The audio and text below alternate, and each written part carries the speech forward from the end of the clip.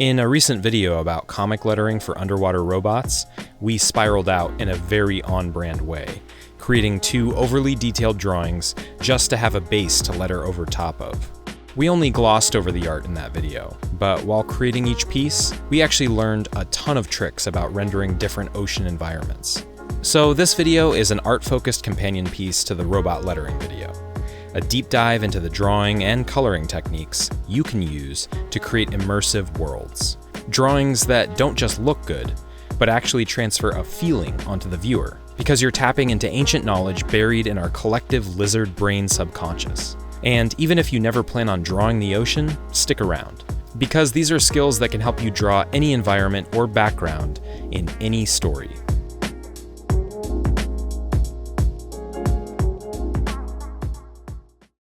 Now, we only drew 2 underwater robots, but their worlds couldn't be more different. One is descending into the depths of a freezing ocean. Think the wreck of the Titanic, deep and dark. The other is just below the surface in the tropics, bright and warm, the kind of area that you might have learned about in school while studying coral reefs, looking at pictures of all the incredibly diverse, visually interesting plants and animals. A little bit of research goes a long way towards giving your drawing character. Sea urchins, starfish, tropical fish, coral, even marine iguanas, which I saw Lydia drawing in the footage and thought were fake until I googled, "Do iguanas sometimes go underwater?" and wasted 35 minutes researching Galapagos marine iguanas, which incidentally is also how long a marine iguana can hold its breath. When we say that tropical shallow water is full of life, you probably roll your eyes. It's so obvious. We know this deep in our marine iguana lizard brain. And yet so many people pick up their pen without doing any research. And what's supposed to be a warm tropical scene ends up looking, well, lifeless. That lack of life should be reserved for the cold, deep ocean trench scene. The deeper you go in the ocean, the fewer things can survive. So one way to instantly communicate a deeper ocean environment is to make it less populated. We're not saying you can't have some creatures. In fact, while researching deep-sea species, Lydia found several real-life animals that are basically ocean Pokemon, and had a ton of fun peppering the frame with them. But again, we're playing with subconscious knowledge here. Somehow, we all know that the deep ocean has a small number of very odd-looking creatures noodling around aimlessly. Another thing to consider during the inking stage is lighting. Again, seems obvious when I say it, but it's worth pointing out. The shallows are brighter. We're only a few dozen feet down, closer to the sun. So use darker areas and thicker lines more strategically. Any dark areas you add will have extra power in a bright environment. So go carefully. As a contrast, the deep ocean scene is essentially a night scene. This far down, most of the light we've seen in video or photos is created by the photographers or explorers using artificial light. You might not consciously remember this look, but you've seen it before. Craggy rocks with heavy, defined shadows caused by harsh light sources. Large areas of black, and figures that pop against the background because they're catching a lot of that camera flash or floodlight. Here you can see Lydia taking full advantage of ink as a medium, layering it on in heavy, expressive pools that scream cold, lonely, and deep.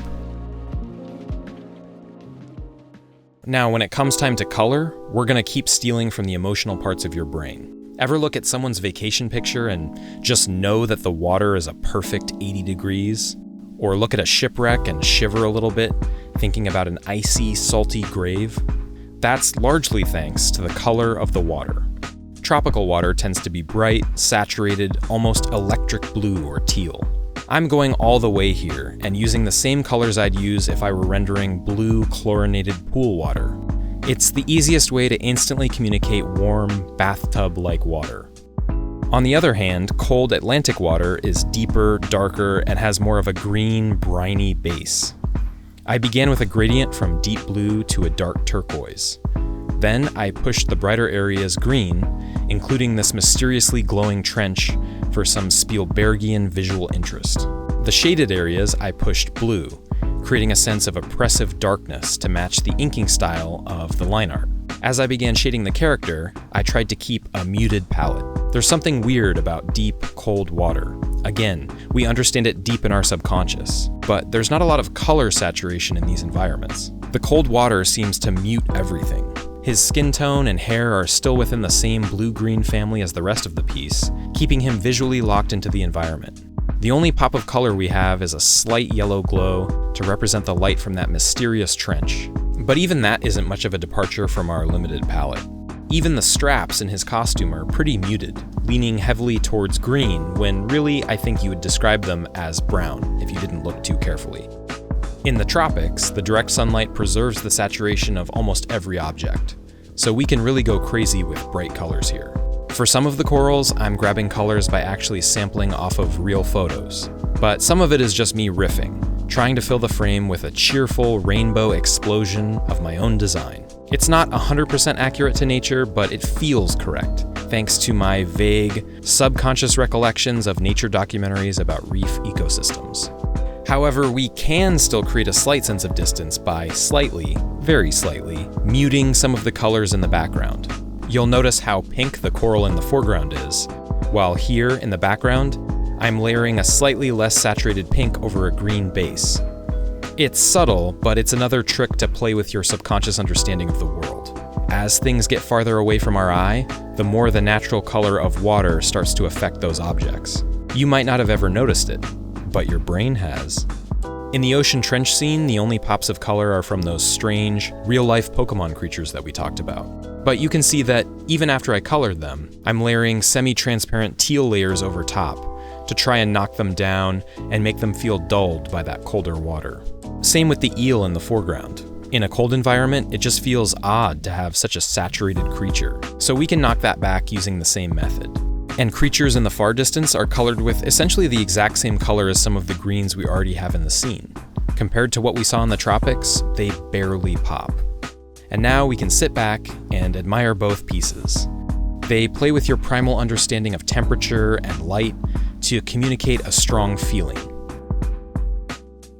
And as always, if you learn anything valuable from us that enhances your own comic creation journey, or just enhances your understanding of comics as an art form, please consider picking up a copy of our own original series, Interdimensional. The latest issue has got lots of visceral, hot, and cold scenes of its own, so there's still a lot to learn.